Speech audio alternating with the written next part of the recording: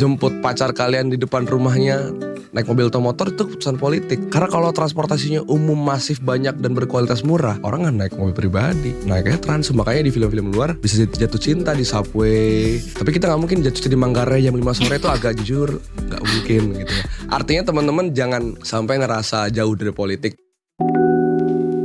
Hai teman KBR, selamat datang kembali di podcast Disko, Diskusi Psikologi, persembahan KBR Media. As usual, aku Mahari sebagai host Disko dan juga psikolog klinis akan mengingatkan teman-teman, yuk jangan lupa buat jaga kesehatan mental, karena kamu sepenting itu. Dan hari ini aku juga mau mengawali podcast dengan berbangga, karena ternyata habis baca-baca, Gen Z ini katanya ya, ternyata adalah generasi yang masih suka baca berita. Dan menurut survei UNICEF Juni tahun 2025, ini mengungkap kalau Gen Z itu mengkonsumsi berita lebih banyak loh dibandingkan jenis-jenis konten lainnya. Dan ini didorong oleh rasa tanggung jawab kuat dan mungkin kecemasan akan masa depan ya, supaya gimana caranya kita bisa tahu lebih banyak informasi dan bisa take action dengan lebih konkretnya lagi.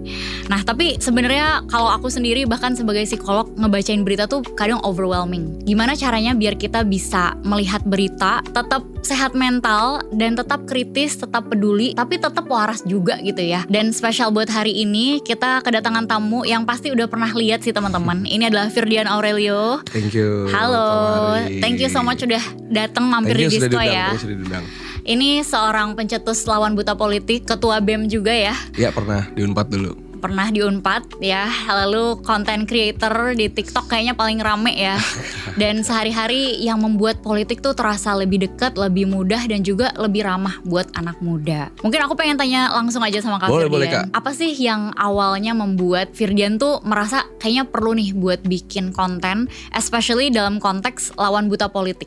Mungkin lebih dalamnya lagi adalah kenapa aku perlu involve dan peduli politik. Sebetulnya dimulai ketika masa SMA. Singkatnya adalah salah satu keluargaku tuh menjadi korban dari malpraktek rumah sakit pemerintah. Yang kemudian akhirnya menyebabkan meninggal dan kita mau gugat, dokumennya semua dihilangkan. Waduh. Kala itu Firdian SMA ini berpikir kalau gue bisa di-treat seperti ini di tempat sebesar Jabodetabek gitu ya. Apalagi mereka yang ada di Papua, mereka yang ada di Aceh, mereka yang di Kalimantan dan sebagainya. Dan mencari tahu apa yang menjadi penyebab semua ini. Dan jawabannya adalah sistem, jawabannya adalah kebijakan publik. Dan siapa yang bisa membuat adalah negara. Dan negara membuat keputusan politik. Makanya memutuskan kuliah ngambil ilmu pemerintahan. Di BEM pun ngambil bidang sosial politik. Memutuskan jadi ketua BEM. Dan sekarang punya platform konten. Itu bentuk metodenya aja, how-nya gitu. Tapi why-nya selalu sama. Bahwa kalau bukan kita yang bersuara, ya mau berharap pada apa? Makanya di Instagram pun sampai hari ini masih ikut bawa bio yang sama, be the change you wish to see in the world. Jadilah perubahan seperti yang kamu inginkan. Dan kalau aku pengen di dunia ini adalah orang-orang yang tidak diam melihat ketidakadilan, jadilah orang yang seperti aku inginkan. Dan dengan begitu perubahan itu akan terjadi. Itu aja sih sebenarnya yang jadi landasan awal. Yes. Jadi membuat konten-konten ini tuh hanya salah satu caranya. Dan ternyata ini cara yang cukup efektif kayaknya ya. Efektif karena kalau boleh jujur juga ya.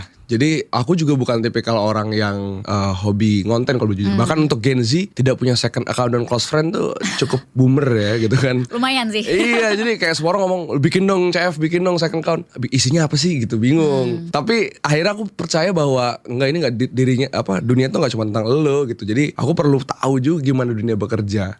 Ketika Pilpres momennya itu adalah melihat platform TikTok gitu ya misalnya, yang dianggap kala itu menjijikan lah, IQ 58 lah, joget-joget lah. Faktanya dia memenangkan presiden. Dan bukan hanya di Indonesia, di Filipina Bongbong Marcos pun dimenangkan, Amerika Serikat Donald Trump menang. Jadi ternyata platform itu adalah bentuk netral, tergantung siapa yang memakai.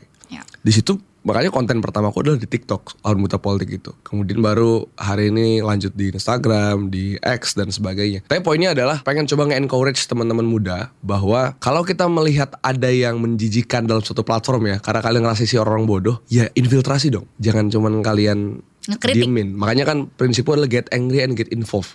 Marahlah dan terlibatlah. Gak apa-apa lo marah, tapi terlibat. Jangan cuma diem, Ya. terlibat aja gitu. Ada juga tuh quote yang bilang berkontribusilah lebih banyak daripada kamu mengkritik. Yes gitu. Ya biar jadi konkret aja. Yes, betul Gitu. betul. Dan sekarang bukan cuman membuat konten, tapi juga take action untuk mengumpulkan donasi buat Sumatera ya. Alhamdulillah. Mungkin boleh diceritakan sedikit sebenarnya sekarang apa sih harapannya? Jadi alhamdulillah teman-teman dari masyarakat Indonesia menitipkan 580 juta rupiah. Alhamdulillah. Dalam 4 hari sebenarnya goalsnya jelas adalah membantu teman-teman masyarakat di Aceh. Karena mereka yang paling terdampak. Berangkat awalnya adalah 2 hal. 1, DM tuh penuh banget sama teman-teman followers yang ngontak betapa mengerikannya kondisi di Aceh. Mulai dari, Kak ini ada santri ratusan yang terjebak di Tamiang gak bisa pergi, belum makan selama 3 hari lebih. Ada lansia yang mulai meninggal kedinginan kelaparan. Ada yang diikat di tiang listrik mayatnya biar gak hanyut gitu-gitu. Wah akhirnya memutuskan bikin donasi. Dan ini juga yang kedua, pemantiknya adalah sebenarnya apapun pilihan politik kita ya di Republik ini sebagai masyarakat, kita tuh adalah orang-orang gampang bersatu kok sebetulnya. Jadi kalau negara mengajarkan kita soal rekonsiliasi, jangan terpolarisasi, gak usah diajarin. Masyarakat kita tuh emang dasarnya memang biasa bercakap-cakap, Gotong royong. gotong royong, termasuk sekarang gitu. Ya Ferry bisa ngumpulin 10 miliar gitu. Ada yang bisa ngumpulin 600 juta dan lain sebagainya. Ini bentuk bahwa kita memang adalah orang-orang yang punya kedermawanan untuk melakukan itu. Karena kita hanya punya itu. Kalau negara ya tugasnya membuat kebijakan publik, gak usah ikut bikin donasi. Apalagi bilang bahwa kalau mau donasi izin dulu pemerintah. Itu makin konyol jujur. Yes.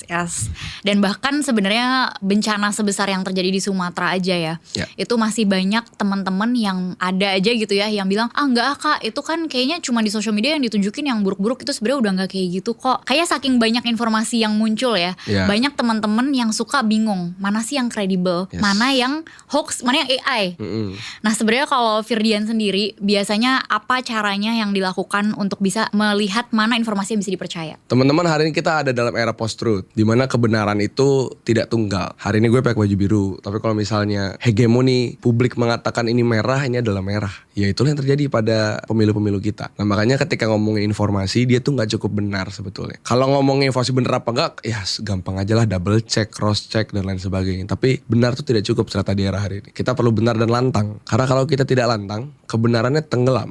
Dan kita akan kalah oleh mereka-mereka yang hanya berisik tapi sebenarnya tidak berisi. Dan itu yang coba aku lakukan di platformku. Aku satu kali pernah debat, ya aku menyebutnya buzzer lah ya. Buzzer berjalan gitu. Namanya ya gak usah sebut lah, ada orang. Nah orang-orang pada bilang, lu ngapain sih capek-capekin diri debat sama dia. Karena aku pengen nyampein satu pesan, bahwa lu jangan arogan dengan merasa keberisikan lu akan menguasai panggung TikTok. Enggak, gue akan lawan, kita akan lawan. Tenang aja gitu. Jadi harapannya teman-teman juga bisa belajar bahwa informasi benar tuh bukan hanya harus benar, tapi harus lantang gitu sih. Nice banget ketika bisa kayak Firdian ya, yang merasa berani dan juga apa ya, kayak nggak ada ketakutan untuk nanti disalahkan atau dibenci gitu loh. Kan banyak dari teman-teman yang penonton mungkin ngelihatnya aja udah nggak enak sendiri, kayak Iya, riuh sendiri. Namanya bener. orang Indonesia kan nggak suka berkonflik ya. Iya. Ngerasa overwhelmed. Yes. Nah well. tapi sejujurnya seorang Firdian pernah juga nggak ngerasain overwhelmed ketika lagi bermedsos lah? Wah kalau nggak overwhelm bukan Gen Z namanya kan. Hari-hari kita overwhelm kan. Quarter life crisis hari-hari. Benar. Ya sebenarnya gini, bagiku sederhana. Ketika kita melakukan hal yang benar, pasti ada kekhawatiran yang timbul di dalam diri. Itu mutlak gitu. Bung Karno lagi mau bikin kemerdekaan, sampai Tan Malaka bikin buku. Munir mengadvokasi korban, juga semuanya timbul rasa cemas. Itu wajar banget. Tapi yang perlu diketahui kan adalah bahwa kita nggak bisa memanfaatkan sisa hidup kita di dunia ini tuh dengan hidup, bekerja, makan, mati gitu. Kita ditakdirkan oleh Tuhan untuk hidup di dunia juga ya untuk berbuat baik untuk sesama. Maka aku pakai keyakinan adalah sekecil-kecil perlawanan adalah perlawanan apapun yang bisa lakukan. Nah ketika ngomongin overwhelm, melihat gitu ya, Kak di medsos, aduh ini, jadi kayak suka ada momen-momen, ini kenapa Indonesia gini banget. Yeah. Atau ngeliat komen-komen ya, entah ini asli entah ini buzzer tuh ada, ini beneran gak sih orang mikirnya kayak gini, kok komennya gini banget gitu. Cuman kalau jujur ya teman-teman, kalau berpikir bahwa kayaknya kita pedulin satu-satu deh, kita cek akun satu-satu, wah itu gak membantu, malah bikin overthink hari ke hari. Itu gak membantu, noted ya. Noted. Gak usah dicek satu-satu. Yes, jadi cara terbaiknya adalah kita gak bisa menutup mulut ribuan dan jutaan orang. Yang bisa kita lakukan adalah tutup kuping aja. Tapi bukan berarti kita mencoba anti kritik. Yang kita akan lakukan adalah filterisasi aja. Jadi teman-teman tuh harus terbiasa untuk ketika bermedia sosial, ini kan ruang umum ya. Di titik orang mengeluarkan kata-kata kasar kepada kita, itu jadi kayak quote-unquote haknya dia gitu. Haknya kita mau dengerin apa enggak. Nah itu aja. Jadi disitulah cara aku sedikit-sedikit mengurangi overwhelm dan buzzer. Awal-awal sih jujur, notif banyak keluar, aduh apa nih, ada yang komen buruk gak? Sekarang cuek lah gitu. Ya udahlah ya gitu. Jadi teman-teman bisa ngelatih, itu tuh bisa dilatih, bukan sesuatu yang bisa datang tiba-tiba, bisa dilatih. Meskipun ya tadi kayak Firdian bilang ya, nggak melulu langsung bisa seperti itu. Iyalah. Karena nyatanya ternyata sampai ada suatu fenomena yang namanya news avoidance. News avoidance. Jadi banyak dari teman-teman yang karena cemas banget ngebaca berita, akhirnya tuh mereka jadi menghindari baca berita aja deh. Iya. Dan bahkan misalnya dulu kan zaman-zaman suka orang nge-story tentang ya sampai sekarang sih Palestina, tentang Aceh, itu mereka kayak skip aja deh. Yeah. Biar mereka nggak ngerasain ketidaknyamanan itu. Bener. At the same time kita tahu itu nggak efektif dong untuk membuat suatu perubahan ketika kita avoid. Kita artinya sama aja membiarkan ya hal-hal yang tidak baik ini terus berlangsung. Iya. Nah kira-kira kalau misalnya dari Firdian untuk teman-teman yang lagi melakukan itu gitu ya, aduh lagi detox dulu nih, lagi bener-bener nggak mau lihat dulu apa tanggapannya dan kira-kira apa yang sebaiknya mereka lakuin? Pertama nggak apa-apa untuk take a break. It's okay gitu. Jadi nggak usah orang-orang lah. Aku juga dalam beberapa momen ya, misalnya lagi sangat-sangat kayaknya banyak pikiran banget gitu. Ngeliat berita ini bisa naik asam lambung kayak kan. Nah, betul. Penyakit Gen Z kan. Jadi nggak apa-apa take a break. Cuman yang perlu teman-teman tahu, kita ini adalah part of civil society. We are not alone. Jadi prinsipnya adalah ketika teman-teman melihat suatu berita dan berita ini nampaknya adalah berita yang buruk buat bangsa ini, teman-teman merasa cemas, yakinilah bahwa you are not alone. Ada jutaan orang di republik ini yang juga sama-sama baca dan peduli, dan kita bareng-bareng kok, nggak sendirian. Makanya ketika kita membuat inisiasi tagar warga jaga warga, itu kan sebenarnya untuk memunculkan satu spirit bahwa nggak usah takut sendirian, kita bareng-bareng. Yuk repost beritanya karena ini bareng-bareng. Yuk donasi karena ini bareng-bareng. Ya itulah, kita kolektivisme ini perlu tumbuh di kehidupan masyarakat yang baru, masyarakat muda, karena ya itu sejatinya diinginkan oleh Pancasila kita kan sebetulnya. Benar-benar. Dan sebenarnya balik lagi ke jawaban yang sebelumnya tentang kita tuh ketika menerima informasi jangan langsung ditelan bulat-bulat, dicari satu-satu orang yang nge-hate kita. Betul, gitu ya. Tapi kita perlu mempunyai filter untuk bisa ngelihat mana sih satu yang benar dan dua mana yang berguna. Karena kalau tadi ngeliatin banyak banget yang nge-hate kan sebenarnya kurang berguna juga. Nah, aku mau bilang sebenarnya untuk teman-teman KBR yang lagi dengerin, ini bukan cuman tentang informasi yang ada di berita, tapi juga informasi yang ada di pikiran kita. Pikiran kita banyak banget. Ini pabrik otak kita tuh produktif banget ya. Makanya overthinking udah jadi kata yang sehari-hari banget. Asam lambung naik juga udah kayak dokter kayak udah bosen gitu ya ngeliatin Gen Z bolak-balik. Tapi kita juga perlu punya filter itu dalam pikiran kita. Oke, pikiran ini, aku lagi punya pikiran kalau Indonesia gelap. Aku punya pikiran kalau Indonesia nih gak baik-baik aja. Oke, pikiran ini bener gak sih? Ada faktanya gak sih yang mendukung ini? Worst case scenario-nya apa? Seberapa mungkin terjadi? Best case scenario-nya apa? Dan pada akhirnya dengan aku berpikir kayak gini, ada gunanya gak sih? Atau lebih baik aku fokus take action ngelakuin sesuatu yang lain. I think itu sesuatu yang kita perlu banget sadari sebagai Gen Z, karena pikiran kita nih lumayan mengambil alih banyak perilaku kita ya, yang betul. Akhirnya jadi doom scrolling terus buat menghindari pikiran-pikiran kita. Benar-benar. Dan kalau misalnya Firdian sendiri tadi selain ngefilter pikiran, terus juga ya udah take action aja dan juga kayaknya melihat-lihat gitu ya, kira-kira apa yang kita bisa kita contribute di situ. Apa yang bisa dilakukan untuk ngejaga kesehatan mental, especially buat teman-teman yang merasa terbebani gitu. Kok kayaknya Indonesia gelap, kok kayaknya orang-orang pada kabur aja. Maksudnya udah ada pesimisme itu. Pertama, jadi aku selalu nyampaikan di berbagai platform dan podcast dan media, kalau dibilang bahwa Gen Z itu lemah, strawberry, apalagi apatis, pesimis dan lain sebagainya. Kok kan bilang enggak, Gen Z itu bukan lemah, tapi kita ada generasi yang paling memahami hak kita. Jadi kalau misalnya ada boomer-boomer yang bilang bahwa Gen Z kerja gak loyal, setahun cabut, ya bukan karena kita gak loyal, mungkin karena di kerjaan lu kurang menarik, gaji gak gede, lembur terus. Cabut lah kita mah gak kayak staff-staff lu yang lama, bertahan situ lama-lama gitu. Kalau misalnya Gen Z pengen kabur keluar negeri dulu, ya karena mungkin di Indonesia tidak nyaman untuk kita berpendidikan dan untuk bekerja, makanya kita cabut dulu keluar negeri. Begitupun lain sebagainya. Makanya salah kalau dibilang Gen Z pesimis. Kita lah orang yang mengerti hak. Oleh karenanya kita lah orang yang tidak akan pernah diam ketika melihat ada penindasan terjadi. Mau di level paling kecil, skop rumah gitu ya, sampai level paling besar, skop negara. Jadi kurasa menjaga kesehatan mental dengan kesadaran bahwa kita juga punya hak adalah ya teman-teman satu ya perlu sadar self aware akan dirinya juga sih. Apa yang kira-kira di momen hari ini atau pekan ini membuat kalian pusing, membuat kalian happy, membuat kalian akan cemas dan sebagainya. Dan gue rasa penting juga punya body system. Jadi punya orang untuk diajak berinteraksi. Karena sampai detik ini pun baik untuk personal atau baik untuk ngobrolin politik, ya aku pun punya body system gitu. Dan kurasa dia bisa dengan kondisi hari ini. Kalau dulu kan kayaknya berteman tuh harus circle-circlean dari SMA gitu ya, ruang-ruang kelas kampus. Jadi kalau di kelas lu nggak beruntung dapet SMA dan kampus yang nyebelin gitu ya, isinya pembuli gitu. Rasa-rasanya di hari ini kita punya komunitas yang lu bisa cek di Instagram, komunitas baca buku, ayo ke taman, sepeda bareng apa kek. Tinggal lu DM boleh join nggak kak. Dan itu banyak orang-orang yang friendly juga kok. Jadi temukan body system kalian. Dan ketiga ya terakhir, jangan pernah ragu buat numpahin perasaan kalian aja siapapun bentuknya, secara positif ya, in positive way. Jadi dengan begitu kita sadar Gen Z ini punya optimisme, kita nggak lemah. Yang kedua, karena kita sadar hak, maka kita juga sadar bahwa mental health juga adalah hak kita sebagai pribadi gitu. Ya, mungkin untuk milenial atau boomer yang mendengarkan ini mereka tuh kayak agak ke-trigger gitu ya, kayak apa sih nih Gen Z merasa berhak banget atas berbagai macam hal gitu ya. Iya, betul. Yang mana menurutku valid banget yang Firdian bilang. Bener, kita itu menyadari bahwa tempat kerja yang sehat tuh kayak gini loh. Ini gak sehat. Kita bisa point out gitu.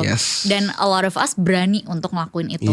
At the same time banyak juga yang komplain, yang bilang bahwa Gen Z zaman sekarang itu tuh merasa berhak aja, entitled, tapi kerjanya, kontribusinya gak jelas.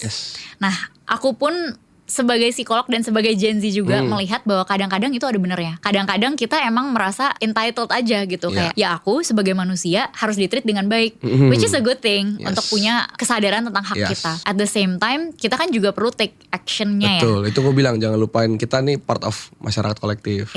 Nah gimana caranya supaya kita gak berhenti di menuntut, tapi menyadari bahwa kita juga punya power loh. Itu yang menurutku kadang susah. Karena banyak yang merasa gak berdaya. Banyak yang merasa kita tuh kayak seakan-akan masih terjajah oleh oligarki ini. Yang mana mungkin ada benernya.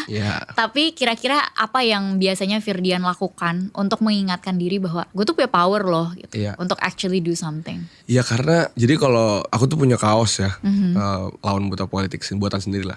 Jadi tulisan depannya adalah sekecil-kecilnya perlawanan adalah perlawanan. Gambar belakangnya itu ikan kecil tapi ngumpul jadi besar melawan ikan besar gitu.